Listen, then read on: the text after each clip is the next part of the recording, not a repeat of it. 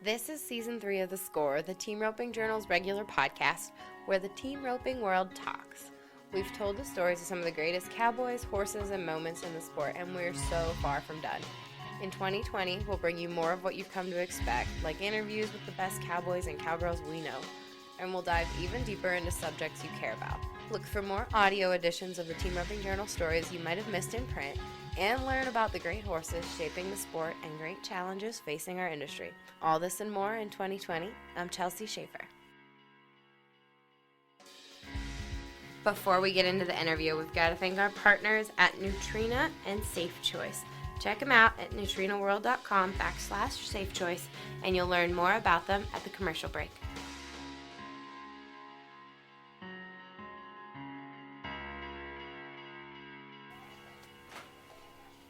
Man, guys, this podcast is really long overdue. We recorded this interview with Colby Lovell via Microsoft Teams because none of us are face-to-face. We're all social distancing right now, but I think the audio turned out great. You'll have to let us know what you think. So Colby Lovell is rodeo's hog hunting header from South Texas, and he has won almost $900,000 in his 14-year career pro-rodeoing. He's roped with the greats like Martin Lucero and Russell Cardoza, and he turned a whole lot of heads at the 2020 RFD-TV's The American, heading for young gun Jared Fillmore, placing second, worth $25,000 a man. Colby spends his spare time with his wife and 2 kids, working on the family's ranch, making great horses. And he spent much of the last year helping young Kory Neesmith, a 23-year-old header who's battling cancer. In this episode of The Score, Lovell talks about his career and how his time with Neesmith has shaped his outlook and his life.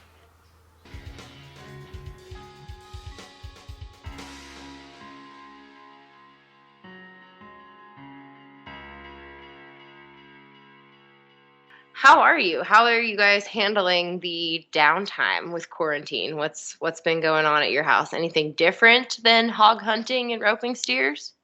You know, not so much really different. I mean, I haven't rodeoed in the last 3. This will be my 4th year, so other than going and working cows or going to an amateur rodeo or baseball game or hanging out with the family or riding horses all day, it's pretty much the same other than not being able to, having an eerie feeling when you walk somewhere and somebody walks up to you don't know, or having a weird feeling about getting diesel or going to the gas station. I mean, yeah. But as far as the rodeos, I haven't been in the buildings and stuff like that. I've gone to where I could get in or where I could go. And then in the summertime, I've been home and just going to amateur rodeo. So, I mean, I'm not no panic. Yeah. But, man, it's like coming off such a big high of the American. Like, it's like you went from all the excitement of being in the short round of the American, winning money there, to nothing. That sucks because you guys were kind of hot at the moment. Yeah, it to an extension, but it was, Jared and I, he got down here at the beginning of the year, and we worked at our roping together and our run a lot. I mean, we have roped a bunch and put in the time, and I think we ran like 11 steers or either 12, I think 11 sudden death steers to get to the spot at the American. So the pressure that led up to it was an extension of about 2 months long, really. Mm-hmm. But that's the neat part about getting to go through that far. I mean, when you get to that point of get to the American and you start hitting the reality starts kicking in that, man, this could happen. We've already, you got to have just a little bit of everything, a luck on your side as far as steers and stuff going your way, but then also you got to do your job, not get ahead of yourself.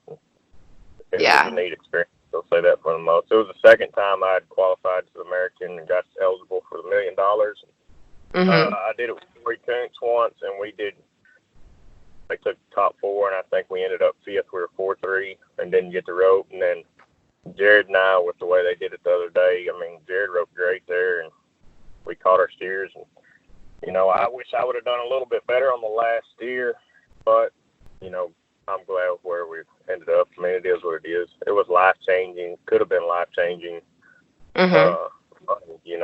But nothing changes. I got up the next day, and 2 days later, I think I had working cows in Stephenville and Morgan Mill and Dublin, and then come home and went back to roping. And, it's same thing. Just it has been weird on the weekends getting to spend a lot of time with my kids. We've got a lot of rain down here where I grew up. It's on the river, my grandpa's land, and the river. It's when a lot of rain comes from up north around Dallas area or something. The river gets high, and it'll have dog extensions of, like I call them, dog legs. It'll feed off into the creeks around, and the creeks get up and they overflow and they flow the big bottoms. And there's a lot of stuff to do for us. Like as far as I don't know, I kind of call it living off the land, which is old school saying, but it's like I told my wife. I said, everybody can be in a panic, but one thing about it, we're gonna be good. Yeah, I'm sure there's plenty of pasture for the cows and everything too. Like you're not worrying about grass at the moment? No, everything's good.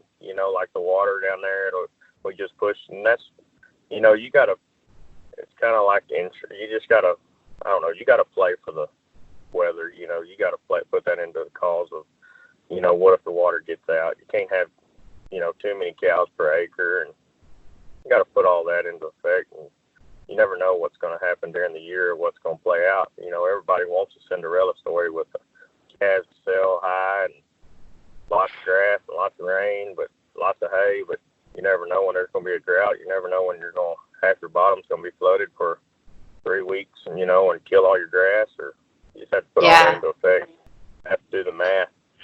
Now, your son's like a superstar athlete, but I know he's a football player. Is he missing any spring sports right now, or is he...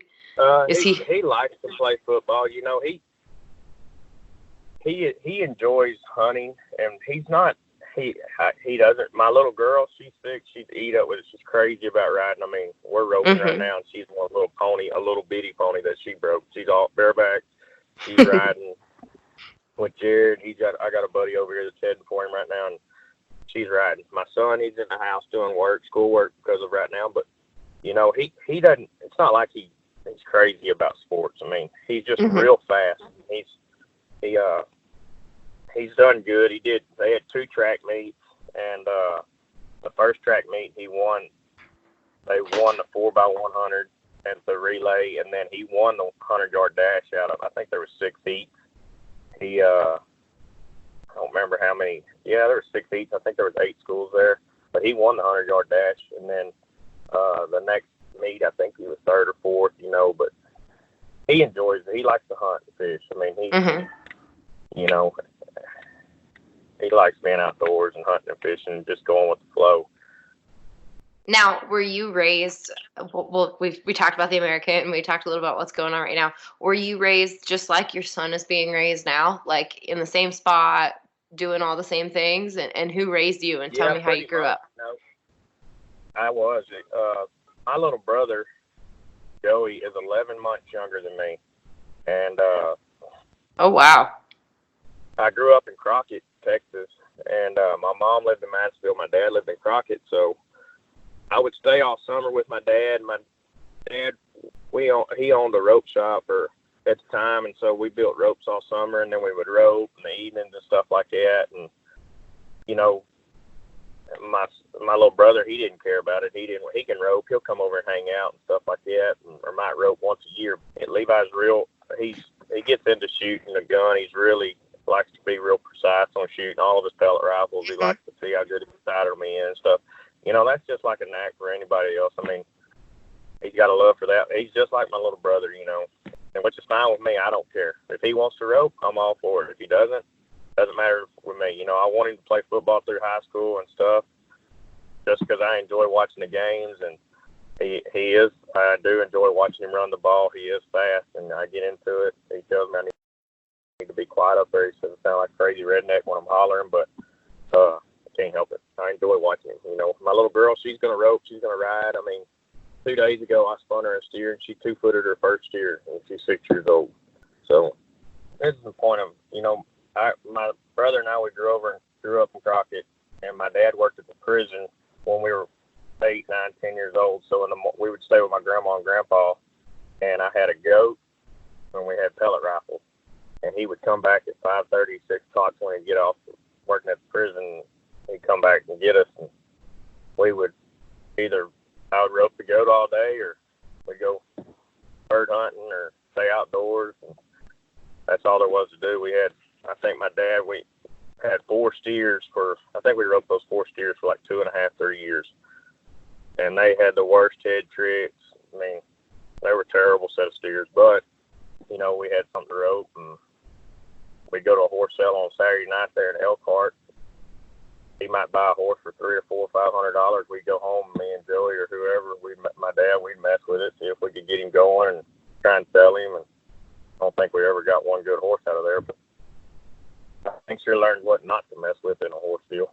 But, you know, and then my son, my wife and I, we started early, very, very early for me in life, and her. And I had to grow up quick. You know, when I was 17, I was blessed with Levi, and my roping went from hanging out and, you know, having a good time doing it to a goal of making the NFR and dreams of making the NFR to a reality of, hey, you got to grow up and take care of your family. And Levi and Cassie, if this is what you're going to do, every loop you throw counts. And I think that's what helped me when I first started rodeoing. I was very, very fortunate and lucky enough to get Kory Koontz when I started out and tried to make the NFR the first time. But it come to a point of I knew that all the weight was on my shoulders when I started heading. Gosh. A lot of young people nowadays, you know, they think just because they're young, it takes time to mature and grow up. And I'll learn, you know, like Jared, he's done a great job. Never been in any kind of the atmosphere as the American. He got down here this winter, and thank God I headed good during that time for him, and he's taking advantage of it. He hasn't missed any steers, and he's roped good, and, you know, he hasn't get caught up in anything. He does his own deal, and he's very appreciative, you know. And I think, you know, that's what helped me as far as growing up when I first started rodeoing. Now, Denny texted me the other day and said, he's like, you need to get on that Jared Fillmore story. Nobody's ever gone from a 5 to a 10 before in 1 year. Like, what about Jared made him learn so much so fast?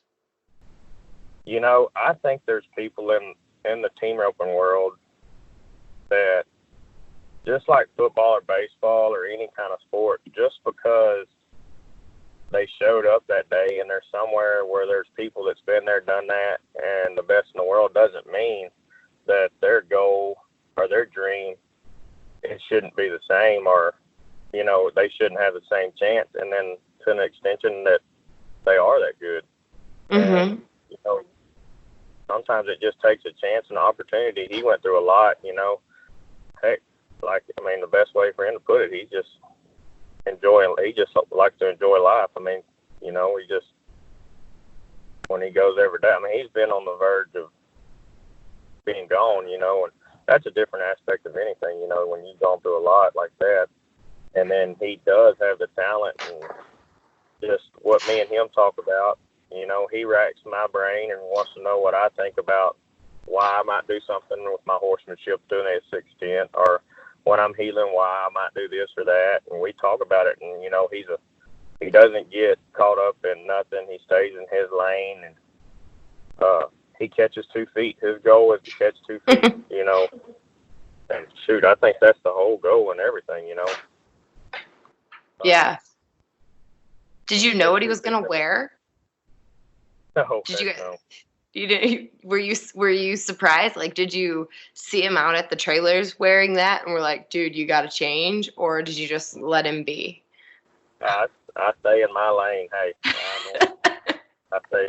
I saw he stepped out of the truck and he looked at me and he said, "Don't say anything." And I said, "Man, you don't have to worry about me saying anything. As long as I'm not worried. The last thing I'm worried about is your shirt. I'm fixing to try and turn this next 3 steers for this much money.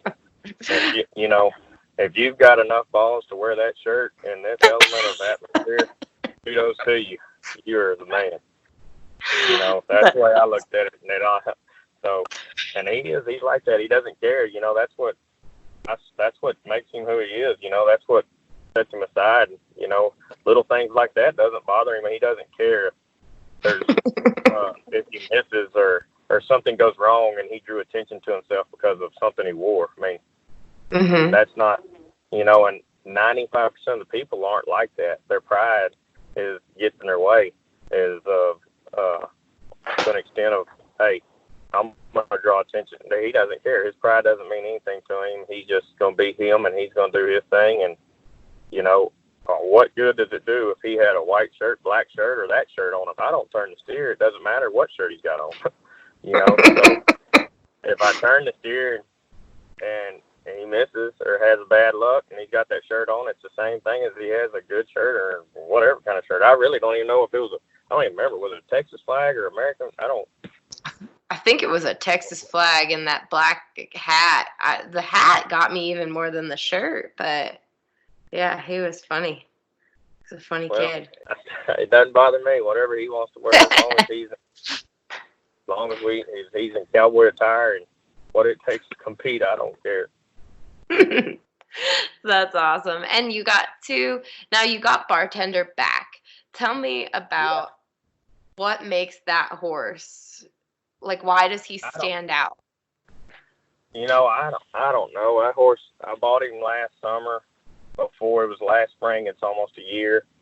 The Goodson family brought him down here, real nice people. And his son, Roper, wanted to go to Healing.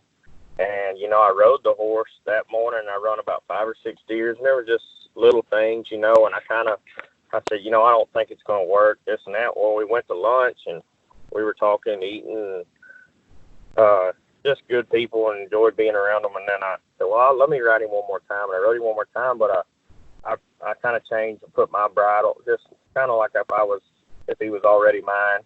And I rode him around for about 25 minutes, kind of messed with him, 20 minutes, kind of played around, got some feel for him. And first 2 or 3 steers I roped, I never turned off with them. And I don't know, I rode him that weekend at a couple of rodeos. 2 ropings, and he just tries real hard. I don't know, he does good for me. And I messed up selling him that one time, and was very fortunate enough to get him back, and took me a little bit of time to get back with him as far as him getting his confidence back. You know, I rode him this winter, and he tries every time. And, you know, what makes him a great horse for me is, you know, I would go out there rodeoing, and you would have 2 or 3 horses in the trailer, you know, and heck, that's the only horse I've rode and every steer for the last year dang near. He takes it every time, and, you know, he tries so hard, it's crazy. He wants to run as hard as he can, and he's a cool horse too. He doesn't have papers, but he's a gentle horse. My little girl rides him, and he's just a neat horse. He is, out of all the horses I've ever had, he has done more for me than such a short period. And I've had some not great horses, but I would say done great for me, has given me a chance to go very far. But Bartender has done so much for me, is just for me selling him and then getting him back, and my catching percentage on him has been good. And he just tries hard, you know. He knows when he's in that atmosphere. I mean, crazy. I don't know how to explain it. Like, it's American. He knows when he's in there. He's just a winner. Yeah. Some horses got it, some horses don't. It's time to get more from your horse feed, don't you think? That's why Safe Choice provides great tasting choices with high quality nutrition, including superior amino acid levels for a strong top line. So whether you're looking for more performance results or simply healthy benefits for more quality time together, you'll get more peace of mind when you feed Safe Choice. See what's new and find a retailer near you at neutrinoworld.com/SafeChoice.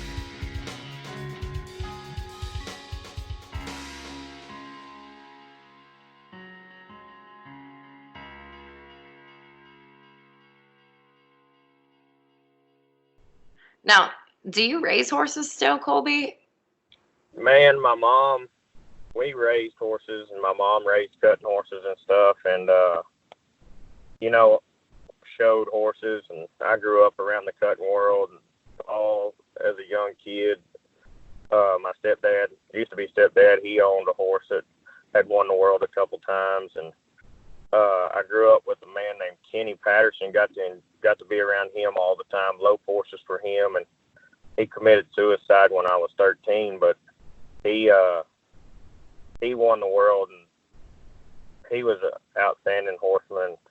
he's the one who helped me with my foundation, learning how to put draw on a horse, and the little things that team ropers have no clue about, that don't feel like that will help. The cutting world, you know, it's crazy. I was just very fortunate at the time. I didn't like it because I wanted to rope, make the NFR, and I thought that, oh, this isn't going to help me. But I'm so blessed to look back now and be able to grown up with the people that I grew up with. I got to ride with Ronnie Rice, low horses for Ronnie Rice, be around Tag Rice, all the rides. I mean, it just was a big deal, you know, and it's just good. I can go show a cutting horse if I need to. I worked at a reiner place for a year. I can go show a reining horse or ride a reining cow horse or do all of that stuff. And I enjoy all of that. Those are my favorite type of horses. If somebody asks me what's your favorite horse you own, it's going to be a horse that's been 2 years old to that 6 or 7 that's here now that I can go shoot a gun off of, or go win top horse at a ranch rodeo. Or, I mean, the horses that we raised was that we had a mare called Haida Smart Dancer, and she, the first year junior, roped at the American with Jake Barnes, was a horse that I called Pee Wee, that Tommy Zuniga bought from me, that I rode. We raised him, and I rode him from as a 3-year-old. I think he was about 7 or 8 years old when Tommy bought him, and that was the first horse Junior rode at the American, and that was one of his first. Tommy had only bought him probably about 2 months before that, and that was one of his first big rodeos. Well, the half brother to him out of the mare was a horse called I called Big Time, and that's Marty Yates's horse. And that you ranch rodeoed on, right? Yep, and those 2 horses I raised. Both of them did everything on them. Both of those horses have been to all the ranch rodeos. You could head on Pee Wee, you could heel on him, you could do anything. My little boy Levi, I got pictures of him riding him. Big Time was the same way. I mean, I looked up the other night. I sent it to Marty. I have a picture of like a month before Marty bought him. 2 months before, I've got a picture of, I rode a big hog down in the river bottom, and I'm standing back behind him, and Big Time's working rope, and the hog's on the end of the rope, and 2 dogs that I'd raised. And I told Marty, I said, it's crazy that, you know, this horse went from both of those horses. You know, it was just neat that both of those horses were been through the same deal, been rode, done whatever, didn't matter. And, you know, really, Pee Wee, that was his first big rodeo, was the American, dang near when Tommy had him and Junior bought him. And then Big Time, he went to Denver and all the rodeos right there at the very beginning, and Marty did great on him that year. Yeah, I remember. Anyway. Yeah. Can you give us an estimate of, like, what is the percentage of time that your horses spend in the arena versus working outside? Like, is there a breakdown percentage-wise? Yeah, I'll tell you this. Like, I have a stud horse right now that just turned 3. That's by Metallic Cat out of a mare called Another Playgirl, and she produced about 260,000. And I feel like he's a very good horse. I like him a lot. He's about as good a horse as I think I've had, and I will ride him. I healed a couple steers on him yesterday evening. Well, the day before yesterday, I left in the house about 7:30 or 8, and I went and pinned some cows, moved some cows on him. And then Jared and my son came down there and went bow fishing and kind of later messed out in the river bottom and messing around in all that deep water. I rode him through all that water, went and checked stuff. And then I unloaded some dogs, and I went hog hunting on him. And I probably hog hunted on him for 3 hours. I roped the hog and tied the hog. He stayed on the end of the rope, you know, and it takes a lot for a horse to do that, for them to take that pressure of a hog being on the end of the rope, because a hog smells, and they put off a lot of scent and the noise that they make. He took that, and, you know, and he's 3, you know, and you would think right now he acts like a 6-year-old. I mean, I'm riding him in a solid bridle, or I'm not riding him in an O-ring. You can heel, and it's just the point. Like, from my 2-year-old to 3-year-old year, when they get to about halfway through their 3-year-old year, I have to slow down and realize, hey, this horse is only this age, because they're getting to an extent of they feel like they're 5, 6 years old. There's not a job that they can't go do. They might not be the best at the job, but as far as being broke, gentle, hang out, let you go do your thing, and not get stressed out or worked up or anything like that. You know, I just have to slow down with what I do. But we ride them a bunch. I mean, I don't know how to explain it. Like, as far as like, we're roping right now, and after we get done roping, there's nothing to do this evening. Well, we're not going to go sit inside. And I've raised my own dogs for. I started back when I was in 8th grade, 9th grade, and I guess it's around 17, 18, 19 years now. And I can tell you where I can show you every puppy I've had. I know where all the puppies I've let my buddies take. I've kept up with them. I know their mama, their daddy, their grandma, their grandpa. I can tell you their great-grandpa. I can tell you all the way back. I can tell you stories of what I did with this dog and that dog. So, like, I'll go get 2 or 3 young dogs, and I'll go get that young horse, and, you know, it gets to the point where when I get him, I'll tell you like this, when the dog starts laying under the horse, when it's hot and they're looking for shade in the trailer, your horse is starting. That's when there's a telltale sign that they're getting where they're broke and they're getting where they can go and do, and they're not going to have any kind of get excited, or it's, you know, and I don't have to tie them in the trailer. I can put my bridle on them, put my reins on them on the saddle horn in the trailer, and they'll stand in the trailer and not walk around. That's, for me, that's when they start showing patience and they don't get hot in the box. If they're still walking around in a gooseneck trailer as I'm driving or after me working all day or something like that, they're mine. They're not settling. They're not starting to get patient. They're still stressing out about being with other horses or stuff like that. And when they start standing still and being quiet-eyed and just waiting for their turn to go do stuff or me to go unsaddle them and put them up, they get easy. It gets to the point of it being easy.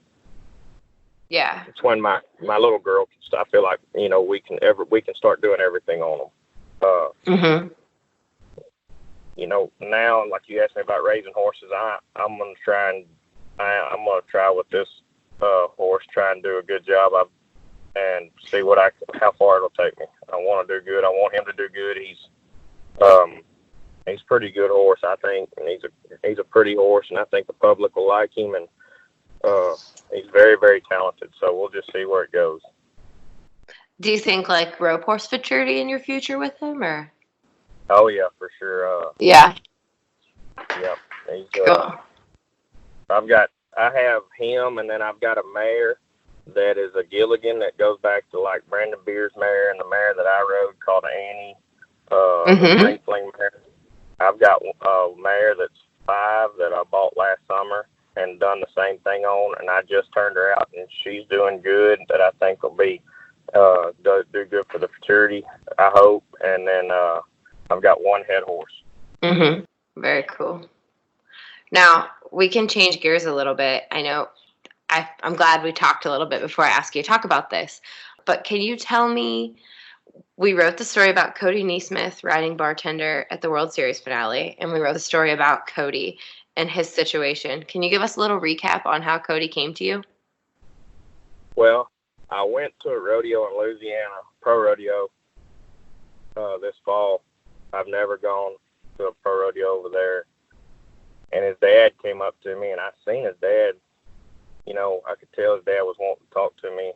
And his dad come up to me and told me a story. And he's like, man, it was a miracle that we got through it the first time. And it was a dagger to the back right here for it to come back. We think you could call Cody or something. I said, man, yeah, not that far. You're only 3 hours from the house. And tell him. I said, I'll call him, but I mean, he can come to the house. It doesn't. Just tell him all he needs is some clothes. He doesn't need a horse, doesn't need a saddle, doesn't need a rope. Just come, you know. And about that next week, I think it was Wednesday or Thursday, Cody was headed to go do chemo in Memphis. And he called me, And when he got home, he came over. And, you know, just like meeting anybody, you don't know how to take that kind of stuff. You know, it was kind of new to me. You don't want to step on toes. You don't want to say anything that makes you feel awkward. And, you know, Cody, he's humbled me. He's humbled everybody around him. He's by far the toughest person I've ever met, mentally and physically. The will to live in somebody is unbelievable. And what Cody shows and does is just, he's a testament of being unstoppable. I mean, he'll leave here, he'll go home, and he'll have a couple bad days, you know, where he's taking a new chemo now that he takes it for 5 days. And, you know, if that chemo hasn't kicked in yet, he'll be in pain. I mean, he'll hurt real bad. And I'll talk to him, and he tries to look to me for advice. And I'm like, I mean, I don't even know whereabouts I could even say something like that, or even begin to tell him, give him any kind of advice. I tell him, I mean, what I do in my life and what I've been through is nothing to what you've done. I mean, he makes me want to be a better husband, better father. So, I mean, he's gotten to be close with all of us around here, Ty Arnold and Molly and Ty's family, my family, and we've gotten to be close with his family. And, you know, the coronavirus deal going on right now, that virus is real bad in Louisiana, over there where he lives. And, you know, he's having to stay but he's hard-headed, you know. He doesn't, I mean, he lives like there's no tomorrow, you know, and I don't blame him. I mean, but, you know, like, I have to tell him, hey, you need to look here. You know, that's kind of, hey, you got to slow down. He doesn't have no quit in him. I mean, there are no deaths this year. You know, it was, who knew, you know? And, yeah. I mean, his dad, you know, it told me, you know, this is tough. I don't know. You know, there's that question mark, and heck, he made it through it and come back over, and heck, he roped at the Patriot. And, you know, when we went to Vegas, the doctor said, hey, Cody, you don't need to go. You know, if your horse falls, or, you know, you don't really have an immune system, if anything happens while you're out there, you know, it couldn't be good. And that was something he wanted to do, and I don't blame him. And I told him, I said, just come out there. I said, you can ride my horse. I let him run 1 or 2 steers on Bartender, and, you know, Bartender backed in there, and it was very, very neat to watch. I enjoyed it a lot. He turned 3 steers. He did a very good job. He just had bad luck, and just the way team roping goes. And, you know, he got home, and when he got home, it took a toll on him. I mean, he got down, and but he made it through it, and now he came back over, and he's roped, and they didn't think he would rope again, really. I mean, so, you know, each day. Yeah, talk about a God thing, though. Like, you hadn't been to any rodeos around there. Like, what a crazy coincidence of you being in that place at that time, and like called to be in his life at the time. It just gives you chills if you think about all the timing. Yep, I mean, you know, his dad and mom have been very nice to my family and my wife, and, you know, like I told him, I said, man, what anybody I feel like would do what, I mean, I can't imagine, you know,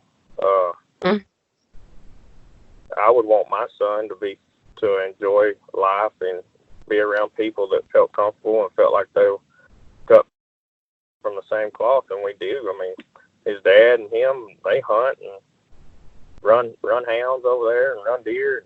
And Cody and I will be around here. We go hog hunting, and he enjoys the dogs and roping. And, you know, I have to tell him, I mean, it's crazy. I'll be roping or working or roping, and he'll be the only person up working the chute, literally back and forth, back and forth, back and forth. You know, people just lose track of thought. You know, when you fight the fight he's fought, you know, I mean, and you can tell he gets up and wants to take that next step. He wants to take an extra step and wants to do more than his part. I mean, But, you know, I've helped him, and I talk to him. We stay, like, when we rope, you know, I don't treat him like, I mean, I'd stay on him. I mean, if he's doing something, if I feel like he needs to try harder or do something, I mean, I tell him, I mean, he's a normal person to me, and, you know, he might be his body strength might be weaker, but I just look at him as a normal person, and I feel like if I try and I just push him. You know, I don't. We roped one day, and I seen that he missed 3 or 4 steers, and went to the back end of the arena, and he was sitting in the corner, and, you know, there was 7 or 8 people here. We had a pretty good crowd that day, and, you know, I told him, I went and come back up there. I said, Cody, what are you doing? I was taking my rope off steer. He said, man, I just fight my head. I just need to take a break for a minute. And I don't believe in showing signs of weakness. You know, I don't believe in chewing your fingernails when you get around competition. I don't believe in pacing. I just think that shows signs of weakness. That's, you know, that's what all good card players, they have a joker face. And I told him, I said, you can't show signs of weakness out here. I said, you know, there's people that look up to you, Cody. I said, you might not believe that, but when you show signs of weakness for the roping part, I said, it's all in the mental game. It's like having a new page. When you flip the page to the next page, nobody knows what was on the other page if you're the only person that saw it. And since then, and there's no weakness. I mean, and I think I texted him one day, and we was over there at the hospital, in Memphis, and said, man, you need to just relax, slow down. And Ellie told, his exact words were, can't show signs of weakness. And I was like, golly. That's what, he goes, and I might not eat lunch. I'm bad to not eat lunch. You know, when we rope and go all day, I don't eat lunch. And he never says a word. That's amazing. Yeah, his story has certainly resonated, and we're always thinking about him and hoping that he's staying safe right now, because that was one of the things I thought about when I saw how bad Louisiana is with the virus. That, man, I hope he's locked down. Somebody's making sure he stays safe. Yeah, he's holding tight, but it's like keeping a lion cage. Good Lord. He wants to get out and go, which I don't blame him, but, you know, what I really, like, I talked to his dad. Heck, I know that, like, last night, they had somebody that died about 20 miles from their house of the virus. And they're staying quarantined. They're doing what they're supposed to. Good. Very good. Yeah, absolutely. It's too scary.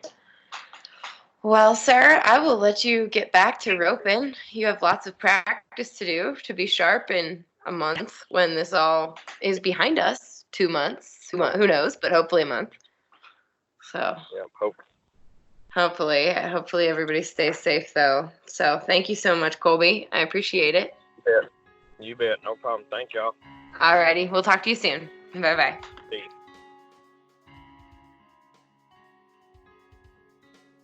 Before we go, we've got to thank our partners at Safe Choice and Nutrena for sponsoring this episode of The Score. Check them out at nutrinaworld.com/safechoice to meet all of your horse's nutritional needs. I hope you all enjoyed this interview with Colby. Thank you so much for listening.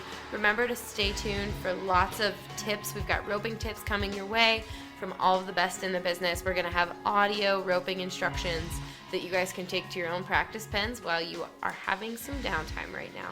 Thanks, everybody. We'll talk at you next week.